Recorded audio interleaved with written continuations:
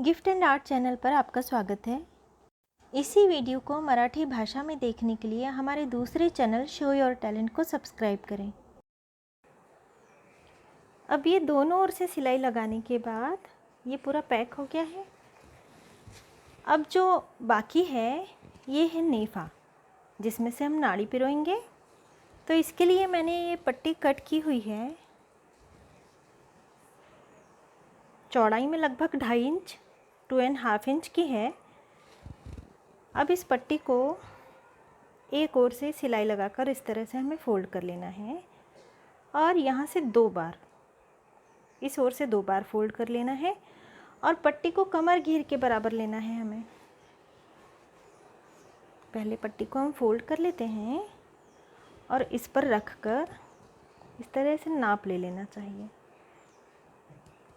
अभी जितना नाप है, क्योंकि हम इस ओर से और नीचे वाली पट्टी 2 बार फोल्ड करने वाले हैं, इसलिए थोड़ा सा ज़्यादा कट करना चाहिए। इस ओर से भी 1 और 2 बार फोल्ड करके सिलाई लगानी है और इस ओर से भी 1 और दूसरी बार फोल्ड करके सिलाई लगानी है और फिर एक ओर से इस तरह से सिलाई लगानी है, केवल 1 बार फोल्ड करके। अभी 1 और ये दूसरी बार हमने इसे फोल्ड कर लिया। यहाँ पर हमें टाका बारीक रखना है। अब ये वाला जो भाग है लंबा वाला, इसे हमें केवल 1 बार फोल्ड करना है।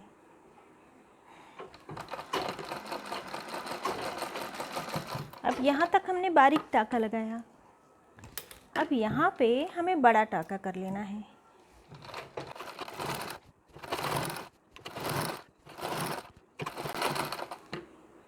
अब ये वाला भाग 1 और 1 बार और 2 बार फोल्ड कर लेना है।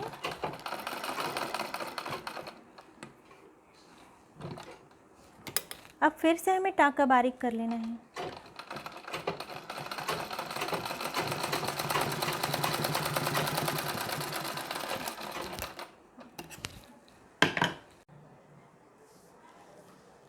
अब ये आगे की सिलाई और ये पीछे की सिलाई, इन दोनों सिलाई को मिलाना है।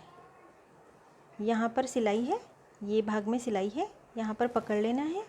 अब ये वाला भाग और ये वाला भाग, इन दोनों के बिल्कुल बीच वाला भाग, यहाँ पर हमें इस पट्टी को जोड़ना है।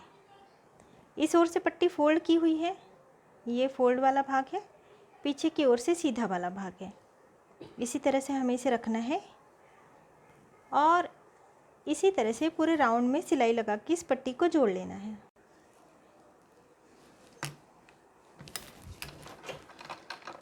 अब इस पट्टी को जोड़ते समय हमें टाका बड़ा ही रखना है।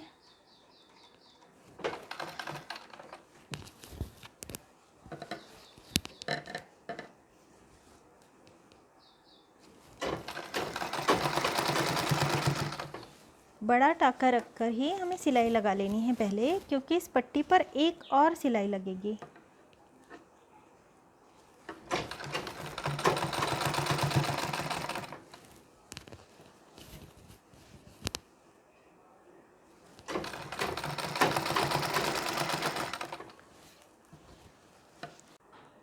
यदि आप चाहें तो इस पट्टी को आप ज़्यादा चौड़ी ले सकते हैं, यानी इस ओर भी एक पट्टी रहेगी, इस ओर भी, और फिर उस चौड़ी पट्टी में चौड़ी सी इलास्टिक हमें पिरो लेनी चाहिए। बच्ची की कमर से 2 इंच छोटी हमें इलास्टिक पिरोनी चाहिए, यानी फिर इसे पैजामे की तरह आप पहन सकते हैं।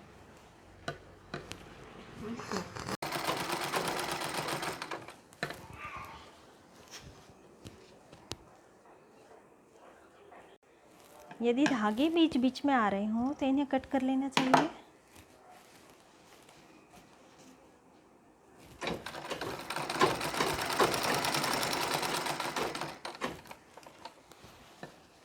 अभी सिलाई लगाते हुए हम पीछे के भाग की ओर आ गए। ये भी ध्यान रखना चाहिए कि ये भाग इस तरह से ना चढ़ जाए। सिलाई लगाते समय इस भाग को पीछे की ओर कर लेना चाहिए। इसके बाद पट्टी रखते हुए सिलाई लगाते जानी है।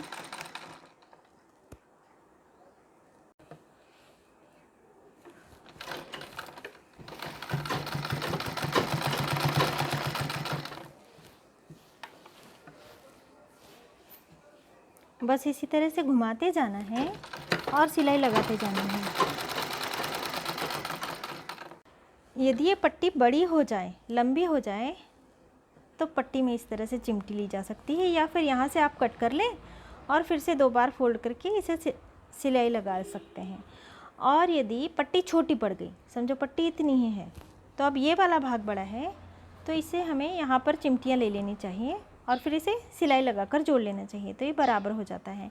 और यहाँ पे जो चिमटियों वाला भाग आता है ये भी दिखाई नहीं देता, क्योंकि इसी भाग से पल्लू आता है, तो ये वाला भाग पल्लू के नीचे छिप जाता है।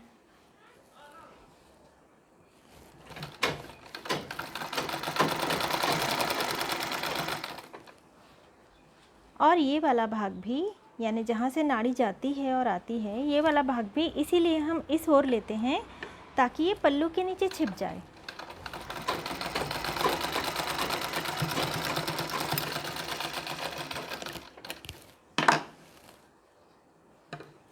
अब इसे इस तरह से कर लेना है पट्टी को, और एक बड़ा टाँका लेकर यहाँ पे भी एक सिलाई लगा लेनी है इस तरह से।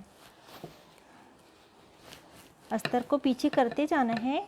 कई बार इस तरह से ये कपड़ा आ जाता है सिलाई में, इसलिए ये ध्यान रखना है, पीछे करते हुए हमें सिलाई लगानी है।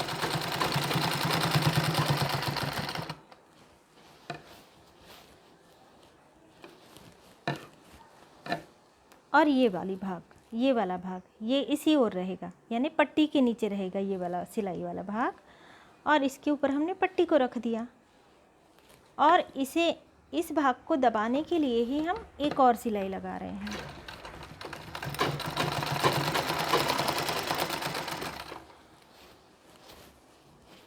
इसी तरह से बस घुमाते जाना है और सिलाई लगाते जानी है।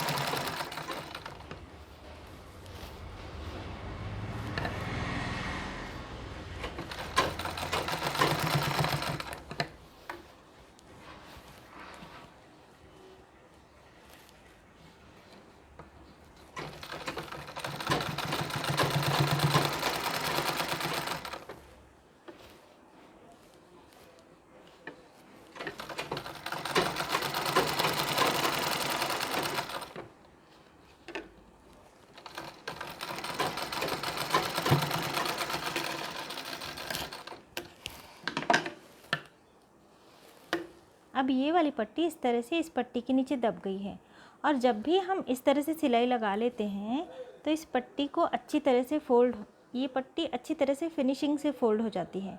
और यदि ये सिलाई ना लगाई जाए तो ये अच्छी तरह से फोल्ड भी नहीं होती और इस तरह होती रहती है ये। तो अब हम इस पट्टी को अंदर की ओर फोल्ड कर लेते हैं, यानी कमर वाला भाग है। अभी आप देख सकते हैं ये इतना पट्टी वाला भाग हो गया है।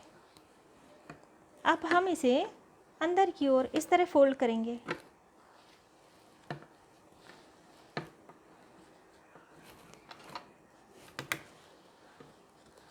अब यदि आप चाहें तो इस बार टाका बारीक रख सकते हैं, लेकिन मैं यहाँ पर भी बड़ा ही टाका रख रही हूँ।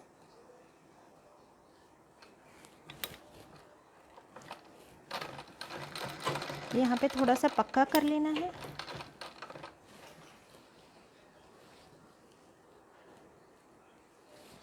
साड़ी वाला भाग बराबर कर लेना है पीछे से।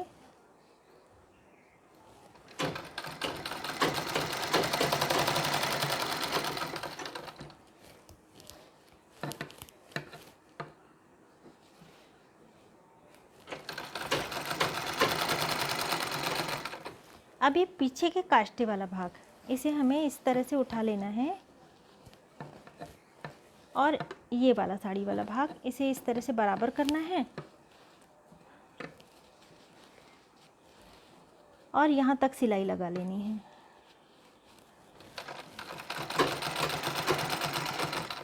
यानी सिलाई वाला भाग था जो बीच में आसन वाला, यहीं पर हमने काष्टा जोड़ा हुआ था, यहीं तक हमें आ जाना है और इसे पक्का कर लेना है सिलाई को। बस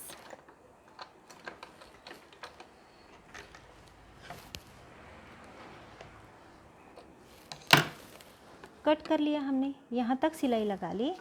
अब ये काष्टे वाला भाग इसी तरह से रहने देना है। यदि आप चाहें तो काष्टे के ऊपर से भी सिलाई लगाई जा सकती है, लेकिन मैंने काष्टे को छोड़ दिया है। अब काष्टे को इस तरह से कर लेना है और ये पट्टी वाला भाग आगे से भी हमें जोड़ना है। तो इस तरह से करके काष्टे को हटा लेना है और फिर से सिलाई लगानी शुरू करनी है। ये हमने यहाँ तक सिलाई लगाई थी, आसन वाले भाग के उस ओर तक, यहाँ तक हमने सिलाई लगाई हुई है। अब हम यहाँ से सिलाई लगाना शुरू करेंगे।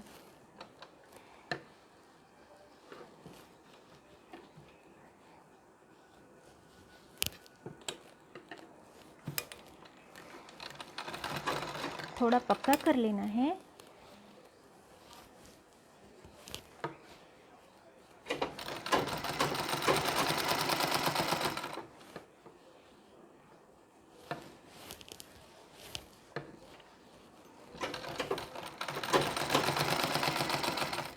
बस हर बार यही ध्यान रखना है कि साड़ी वाला भाग ठीक करते जाना है।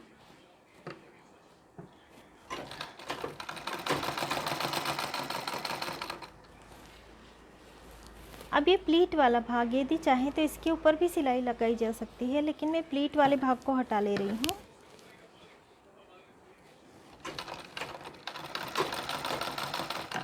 इस प्लीट वाले भाग को भी हमने काष्टे को जिस तरह से हटाया था उसी तरह से मैंने हटा लिया है।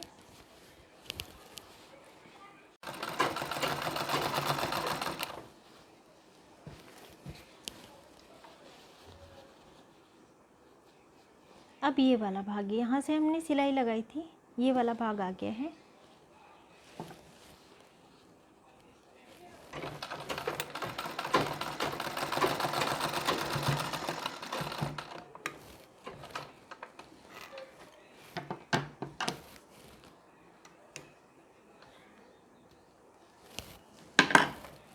अब हम चलते हैं टेबल पर। अब ये पूरे भाग में हमने सिलाई लगा ली है। प्लीट पर सिलाई नहीं आई, लेकिन ये नीचे की ओर सिलाई लगी हुई है। यहाँ से हमने चिमटियाँ ली हुई थी और ये यहाँ तक हमने सिलाई लगाई हुई है और यहाँ से भी सिलाई लगाई हुई है, यानी पूरी पट्टी सिल गई है। और यहाँ से हम नाड़ी पिरोएंगे जहाँ से हमने पट्टी को लगाना शुरू किया था। और यदि आप चाहें तो आप इसके साथ भी पट्टी को जोड़ सकते हैं, यानी यहाँ पे भी सिलाई लगाई जा सकती है और पीछे की ओर भी काष्टे में भी सिलाई लगाई जा सकती है। पल्लू को नीचे कर लेना चाहिए और इस तरह से सिलाई लगा लेनी चाहिए। काष्टे को भी जोड़ दिया तो भी चलता है। अब हम इसमें नाड़ी पिरो लेंगे, तो पहले हम नाड़ी बना लेते हैं। जो कमर का भाग है ये भी डबल है, कपड़े को भी हमें डबल कर लेना है। और कमर से भाग से लंबी, यानी इस तरह ये मैंने लगभग 3.5 इंच इस ओर और 3.5 इंच इस ओर लंबी ली हुई है। ज़्यादा लंबा भी लिया जा सकता है, लेकिन यहाँ मैंने थोड़ी सी ही लंबी ली हुई है। और चौड़ाई में इसे 1 इंच कट करना चाहिए, बस इतना ही। अब हम इसे कट कर लेते हैं।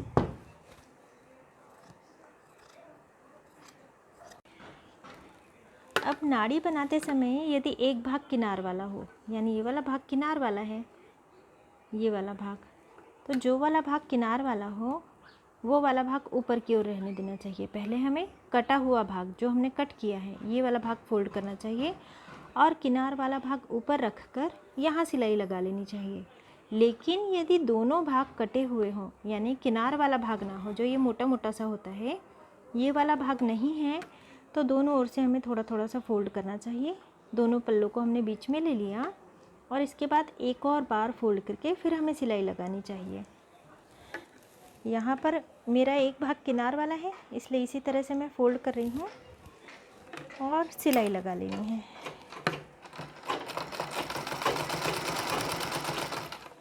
बस इसी तरह से नाड़ी बना लेनी है हमें। नाड़ी हमने बना ली है। अब सेफ्टी पिन को इसमें पिरो लेना है, बंद कर लेना है। और अब ये वाला भाग, यहाँ से ही हमने इस पट्टी को लगाना शुरू किया था, तो इस ओर या इस ओर किसी ओर से भी हम पिन को पिरो सकते हैं। अब नाड़ी को अंदर कैसे पिरोना है, इस तरह हमने पिन को धक्का लगाया, इस हाथ से पिन को आगे करते गए इस तरह से, और अंगूठे से हमने इसे पिन को इस तरह धकेल कर रखा है। आगे हो गया ये भाग। अब यहाँ से हमने पिन को पकड़ के रखा है और इसे खींच लेना है। फिर से यहाँ से हमने अंगूठे से पिन को धकेल कर रखा है और अब इस हाथ से हमें पिन को आगे आगे करना है, यानी कपड़े को पीछे पीछे करना है। अब इसी हाथ से हमें पिन को पकड़ लेना है और यहाँ से नाड़ी को नहीं, बस केवल कपड़े को अद्धर अद्धर खींचना है, नाड़ी को नहीं खींचना है। इस तरह से नाड़ी अंदर अंदर जाती जाती है, लेकिन नाड़ी पिरोते समय इतना भी ध्यान रखना है कि दूसरा छोर अंदर ना चला जाए। इसलिए यदि आपको ऐसा लगता है तो यहाँ पर इस दूसरे छोर में भी एक पिन को पिरोकर यहाँ पर पिन पिरोकर बंद कर लेनी चाहिए, या फिर नाड़ी आप लंबी रख सकते हैं। अब ये पिन बाहर आ गई है, खींच लेना है और केवल एक बार इस तरह हमने इसे ऊपर रखा और यहाँ से निकाल लिया। बस केवल एक गांठ इस तरह से लगाकर अब एक के ऊपर एक नाड़ी रखकर हमें यहाँ पे सिलाई लगा लेनी है। ये बिल्कुल थोड़ा सा एक के ऊपर एक रखना है हमें और इस तरह से इसे पक्का कर लेना है। और यदि इस तरह से आप पक्का नहीं कर पा रहे तो बस सिलाई लगानी है, मशीन को रोक देना है और फिर से हमें पीछे चले जाना है और फिर से सिलाई लगानी है। सिलाई लगाते हुए आगे आ गए, मशीन को रोक दिया और फिर से पीछे चले गए, फिर से सिलाई लगा ली। इस तरह से हम इसे पक्का कर सकते हैं। अब ये नाड़ी भी अंदर नहीं जाएगी और जब पहनना होगा तो इस तरह से हमने इसे टाइट कर लिया, इस तरह से बो बनाया और ये वाला भाग इसे इस तरह से लेकर ये इस तरह से पक्का हो जाता है। और जब खोलना हो तब इसी तरह से एक भाग को खींचा और ये ढीला भी हो जाता है इस तरह से। तो आज की ये साड़ी कंप्लीट होती है। कल हम इसके ब्लाउज़ की कटिंग और स्टिचिंग देखेंगे। और यदि आपके घर में 2 साल की बच्ची हो तो उसका नाप आप मुझे भेज सकते हैं। नाप किस तरह से लेना चाहिए यदि आप ये देखना चाहते हैं तो वीडियो की लिंक मैंने डिस्क्रिप्शन में दी हुई है, क्योंकि इस 1 साल की बच्ची के बाद मैं 2 साल की बच्ची की साड़ी बनाने वाली हूँ। और इस वीडियो को देखने के बाद आप अच्छी तरह से समझ गए होंगे कि धोती किस तरह से बनानी चाहिए और साड़ी किस तरह से बनानी चाहिए। बिल्कुल छोटे से लेके बड़े तक यदि आप बनाना चाहते हैं इस तरह से साड़ी तो ट्रिक यही रहेगी। एक पैर के लिए लंबाई का 2 गुना, दूसरे पैर के लिए लंबाई का 4 गुना, हैवी प्लीट्स चाहिए तो 5 गुना या 6 गुना भी लिया जा सकता है, लेकिन आमतौर पर लोग 4 गुना ही लेते हैं। पल्लू के लिए जो नाप होता है छोटे बच्चों के लिए 10 इंच लेते हैं, लंबाई का 2 गुना प्लस 10 इंच, लेकिन इसमें थोड़ा बड़ा ही लेना चाहिए। क्योंकि जो बच्चे होते हैं उनका जो बॉडी पार्ट होता है वो बड़ा होता है और पैर का भाग मतलब लगभग बॉडी के बराबर होता है, और जो बड़े लोग होते हैं उनका पैर का भाग लंबा होता है और बॉडी का भाग पैर के मुकाबले छोटा होता है। इसलिए बड़ों में जितना पल्लू लेते हैं हम मतलब 15 इंच प्लस करते हैं, उतना ही छोटे बच्चों में भी करना चाहिए। यहाँ पे मैंने 10 इंच ही लिया है क्योंकि जो बचा हुआ कपड़ा है इसमें दूसरी साड़ी भी बन जाएगी। पल्लू को लंबा करने के लिए हम झालर लगा सकते हैं, पम लगा सकते हैं, लटकन लगा सकते हैं। और यदि आप नाप देखना चाहते हैं, कई लोगों ने कमेंट करके मुझे कहा है कि नाप किस तरह से लेना चाहिए, तो इसे भी मैं नेक्स्ट वीडियो में बताऊंगी कि नाप किस तरह से लेना चाहिए। इसी के बाद ब्लाउज़ की कटिंग और स्टिचिंग शुरू होगी। तो आशा करती हूँ आप अगले वीडियो में भी मेरे साथ बने रहेंगे। तब तक के लिए अपना ख्याल रखिए। नमस्ते। इसी वीडियो को मराठी में देखने के लिए आप यहाँ क्लिक करें।